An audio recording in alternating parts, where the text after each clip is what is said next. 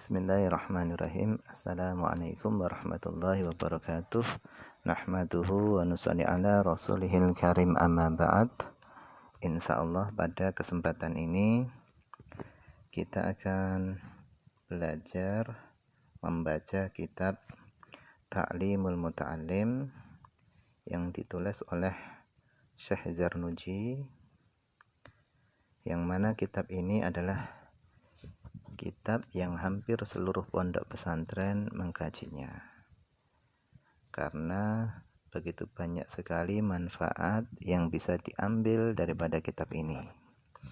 Dan di sini yang saya akan baca adalah tentang hal-hal atau sesuatu yang bisa mendatangkan hafalan, bisa menguatkan hafalan, dan hal-hal yang bisa menyebabkan lupa. Langsung saja. Bismillahirrahmanirrahim. Faslun, fasal, fima, tentang hal-hal, yurisul hifdzah, yang bisa menguatkan hafalan, wa ma yurisun nisyana, dan hal-hal yang bisa menyebabkan lupa. Yang pertama adalah wa aqwa asbabil hifdzi al-jiddu. Dikatakan di sini adalah paling kuatnya sebab-sebab yang menjadikan hafalan adalah sungguh-sungguh. Nah, ini pokok. Tidak mungkin hafal tanpa ada kesungguhan. Makanya kesungguhan ini diletakkan pertama kali. Sungguh-sungguh. Yang kedua adalah wal muwadhabatu, terus-menerus belajar, terus-menerus mengulang-ulang pelajaran, istiqomah. Kemudian wa taqlilul ghida, mensedikitkan makan secukupnya. Jadi sedang-sedang saja makannya. Karena kebanyakan makan itu juga bisa menyebabkan ngantuk. Kurang makan, lemas akhirnya. Kemudian akhirnya malah menjadi sakit. Malah nggak jadi belajar. Jadi maknanya di sini taqlilul ghida, mensedikitkan makan, maknanya adalah makan secukupnya. Kemudian di antaranya lagi hal-hal yang bisa menguatkan hafalan adalah wasolatul laili, salat malam. Jadi diusahakan para santri atau para pelajar ini hendaknya punya kebiasaan bangun malam. Di samping untuk salat malam, yang mana salat malam tadi adalah termasuk hal-hal yang bisa menguatkan hafalan, tapi juga malam hari hendaknya digunakan untuk mengulang-ulang hafalan. Jika dia santri yang menghafal Quran, digunakan untuk menghafal Quran. Atau jika dia adalah santri yang mempelajari kitab-kitab, maka malam hari itu dia gunakan untuk mutolaah kitab, membaca kitab-kitab. Jadi sholat malam itu diantara hal-hal yang bisa menguatkan hafalan. Di antaranya lagi apa? Wa qiraatul Quran, membaca Al-Quran. Ini juga adalah di antara sebab-sebab yang bisa menguatkan hafalan. Min asbabil hifzi, termasuk sebab-sebab yang bisa mendatangkan kuat hafalan.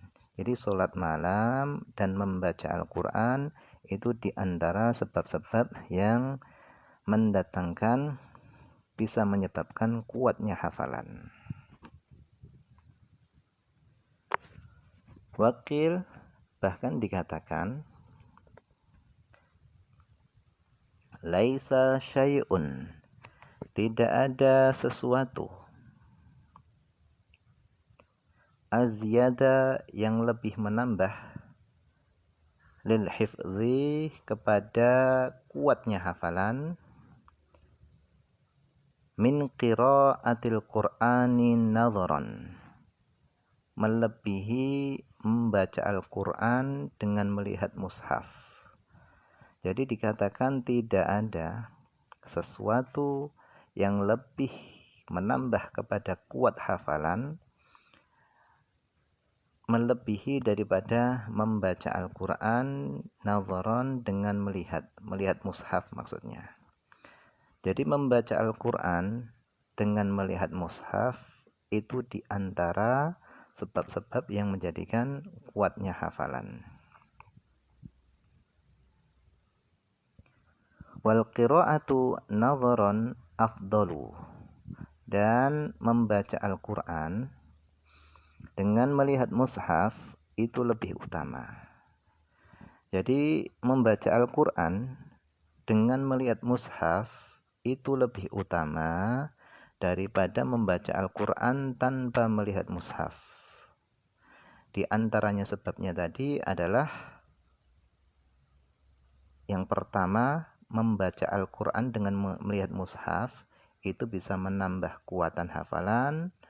Yang kedua, lebih utamanya melihat mushaf tadi karena dengan melihat mushaf maka itu ada nilai tambahan, yaitu ibadahnya mata.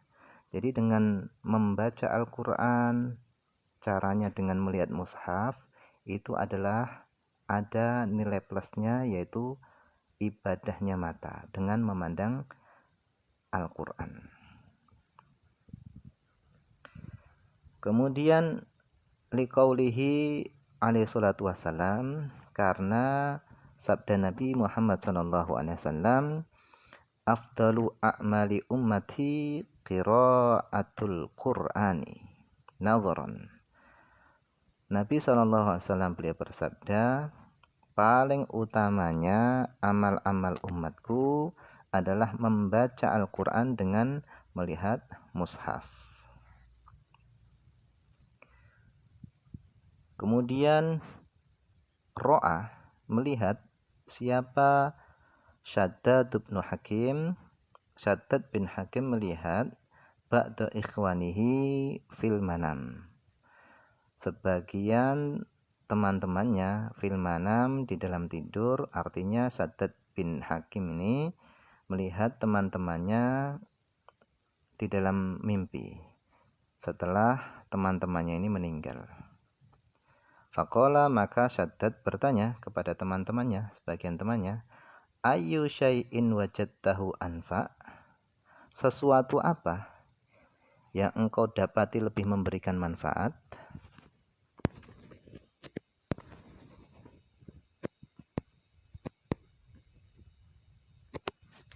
Maka sebagian temannya tadi mengatakan qiraatul qur'ani nadharan, membaca Al-Qur'an dengan melihat mushaf. Dan apalagi wa yaqul inda raf'il kitab, dan hendaknya seorang membaca ketika mengangkat kitabnya, hendaknya dia membaca bismillah wa subhanallah walhamdulillah wala ilaha illallah wallahu akbar. Bismillah dengan menyebut nama Allah, wa subhanallah, maha suci Allah, walhamdulillah, segala puji bagi Allah, wala ilaha illallah, tiada Tuhan selain Allah, wallahu akbar, Allah maha besar, wala haula wala quwata illa billahil aliyyil azim, tidak ada daya dan kekuatan kecuali datang daripada Allah SWT yang maha tinggi lagi maha agung, al-aziz lagi maha mulia, al-alim lagi maha mengetahui. Adada kulli harfin kutiba, sebanyak setiap huruf yang ditulis, wa yuktabu, dan yang ditulis, abadal abidin, selama-lamanya, wa dahrad dahirin, dan sepanjang masa. Maknanya, siapa yang membaca bismillah, kemudian tasbih tadi yang disebutkan tadi, ketika dia mengangkat kitabnya, maka hal itu diriwayatkan termasuk hal-hal yang dapat menguatkan hafalan. Kemudian wa yaqulu ba'da kulli maktubatin, dan hendaknya seorang membaca ketika setelah melakukan sholat 5 waktu. Ba'da kulli maktubatin, setelah melakukan sholat 5 waktu.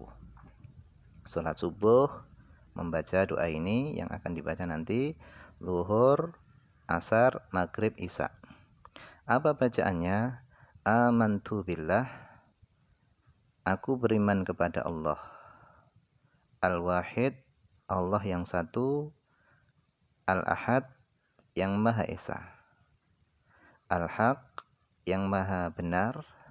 Al-Mubin, yang Maha menjelaskan wahdah saja. La syarikalah, tidak ada sekutu lahu bagi Allah.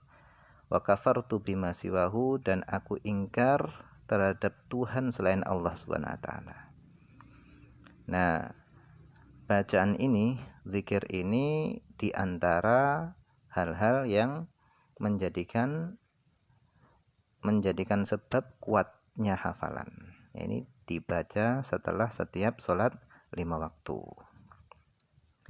Kemudian wa yuksirus sholata 'alan nabi, dan diantaranya lagi adalah memperbanyak sholawat ke atas Nabi Muhammad SAW. Dan memperbanyak sholawat ke atas Nabi ini barokah.